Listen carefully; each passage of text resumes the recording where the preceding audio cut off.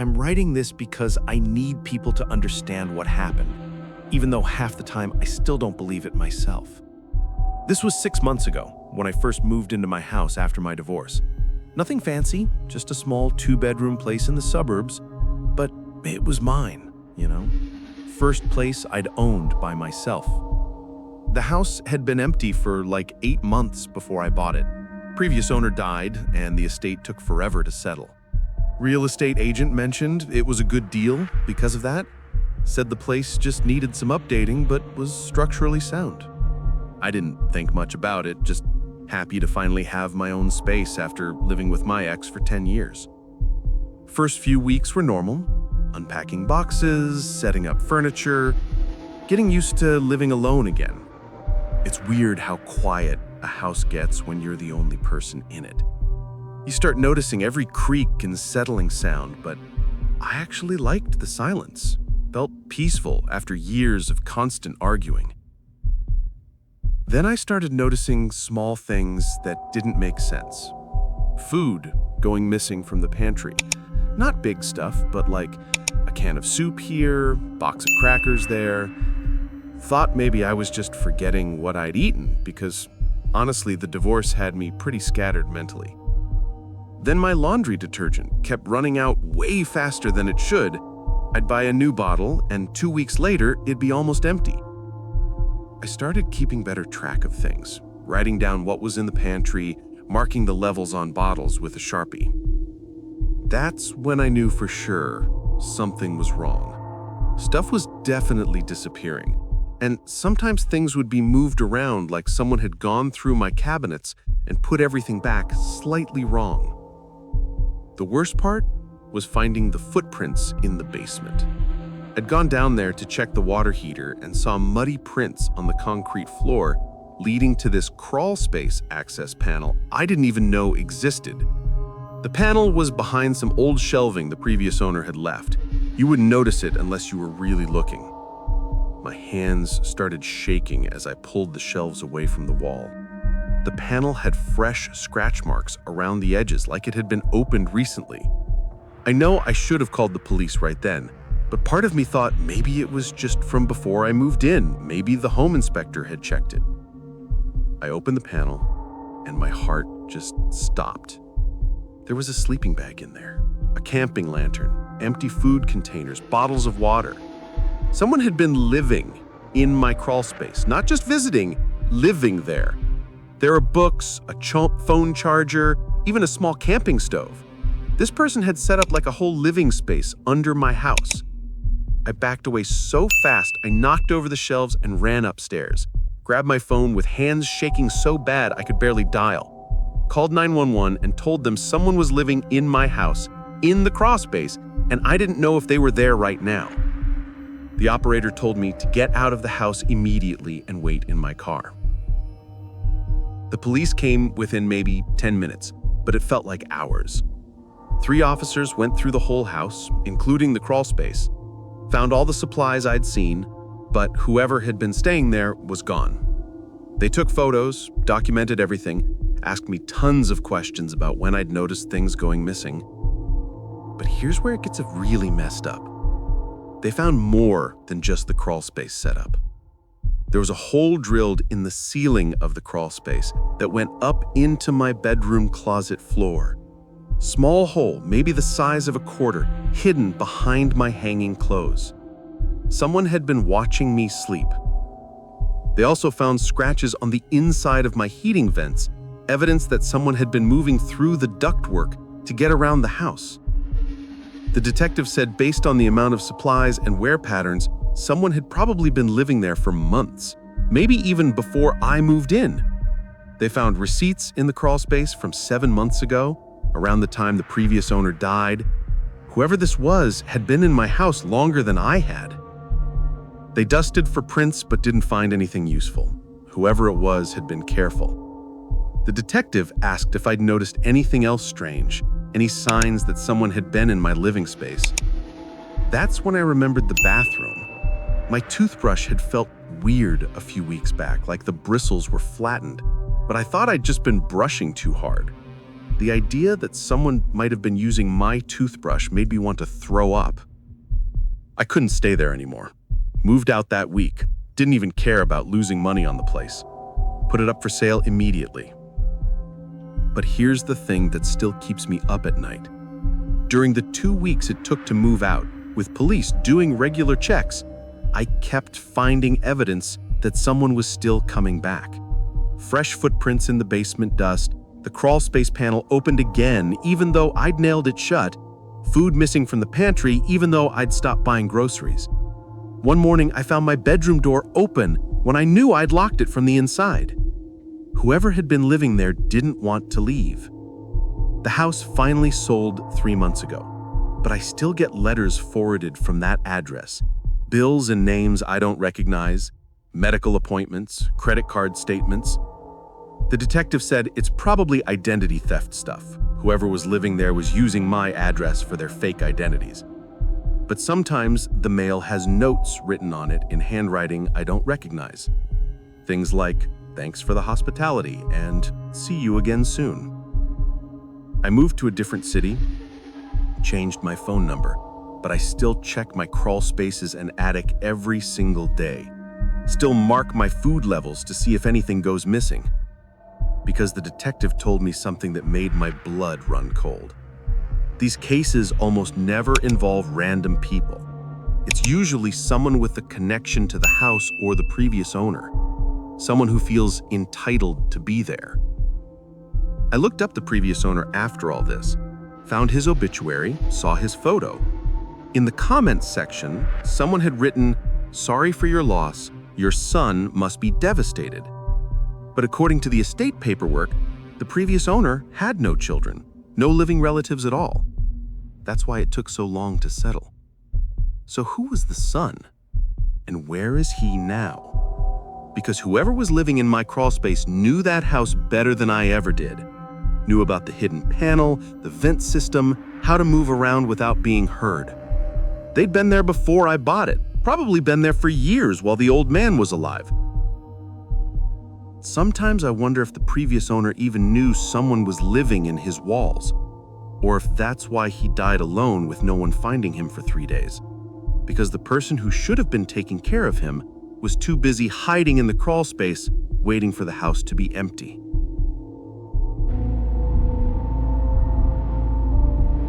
My dog started acting weird about 2 months ago, and I should have paid more attention because now I understand he was trying to warn me.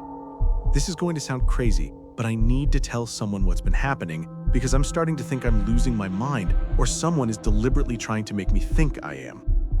I live alone in a rental house with my German Shepherd mix named Rex. Had him for 6 years and he's always been a calm dog. Never barks without reason, never acts aggressive or paranoid. But 2 months ago, he started doing this thing where he'd wake up in the middle of the night and stare at the hallway, ears up, completely focused on something I couldn't see. At first I thought maybe he heard mice in the walls or raccoons on the roof, normal house sounds that dogs pick up on. But the way he stared wasn't like he heard something, it was like he saw something.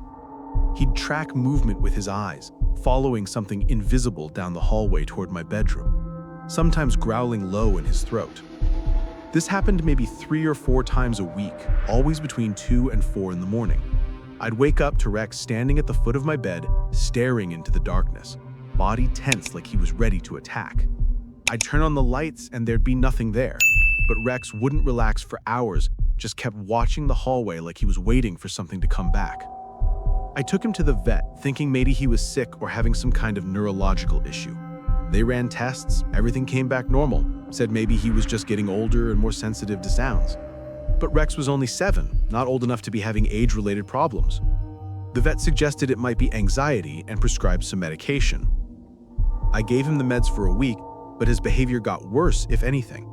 Now he wasn't just staring at the hallway at night, he was doing it during the day too, following something with his eyes as it moved through my house, sometimes whining like he wanted me to see what he was seeing, but I never saw anything.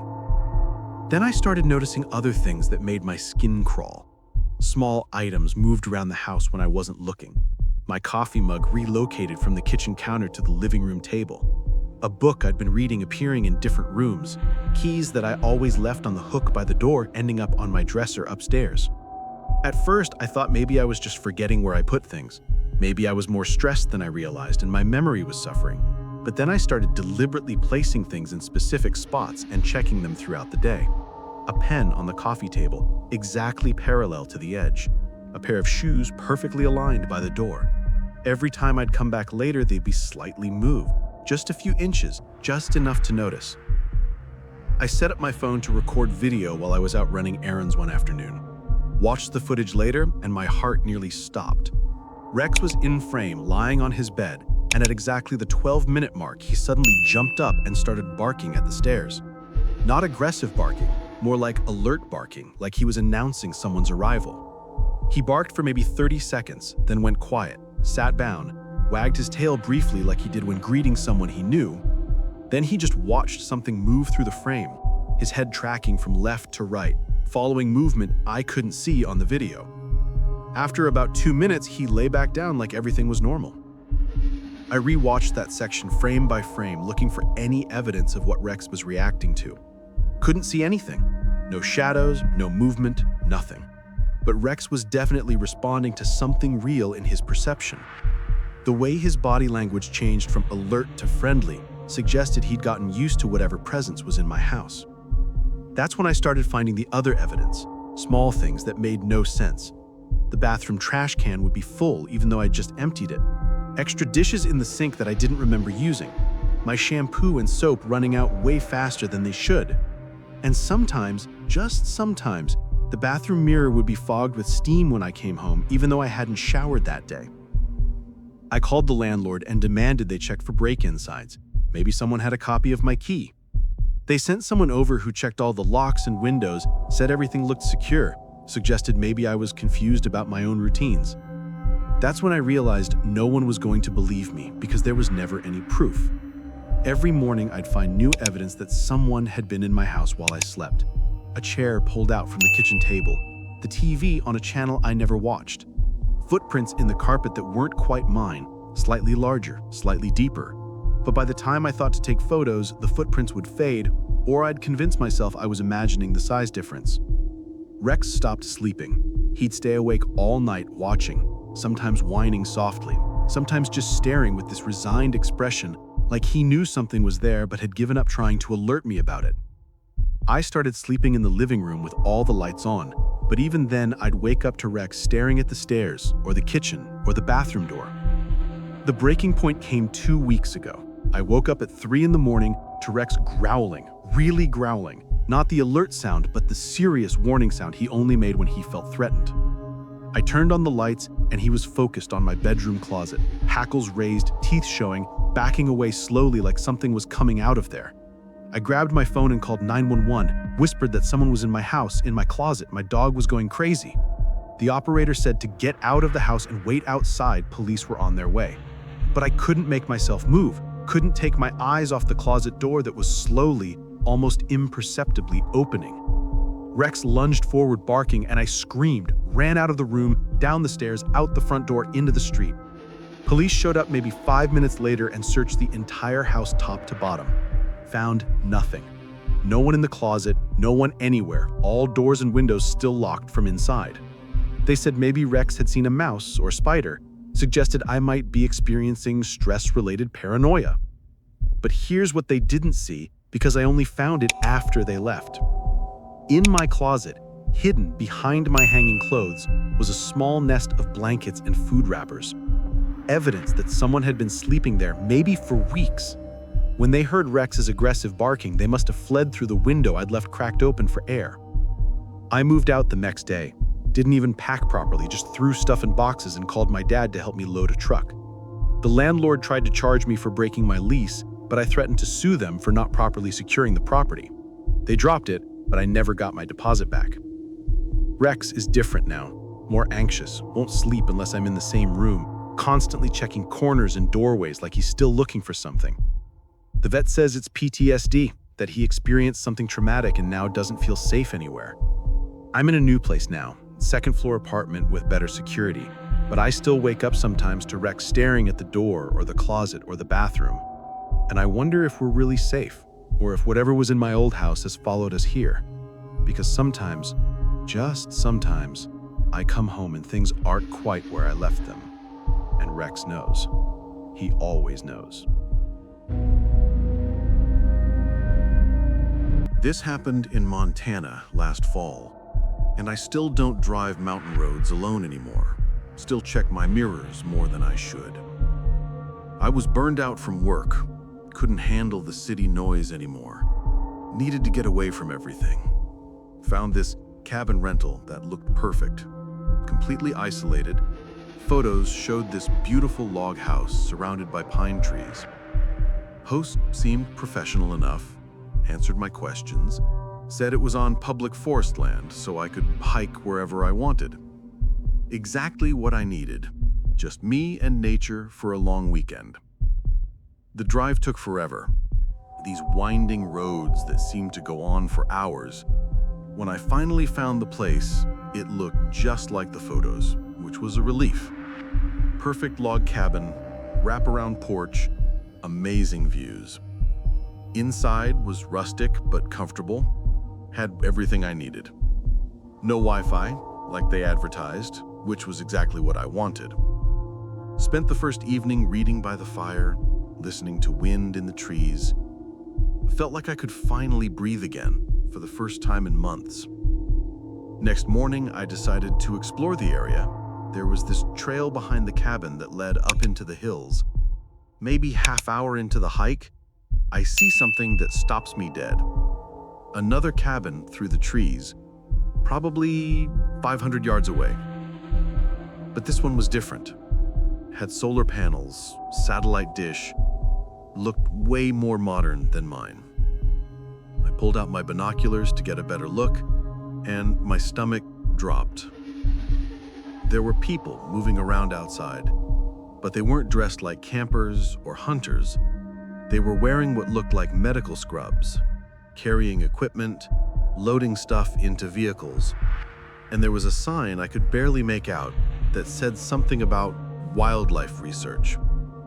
One of them spotted me watching and pointed in my direction. That's when I saw him, this guy in camouflage, who came out of the cabin and started looking back at me through his own binoculars. We stared at each other for maybe 30 seconds. And something about it felt wrong, like I'd walked into something I wasn't supposed to see.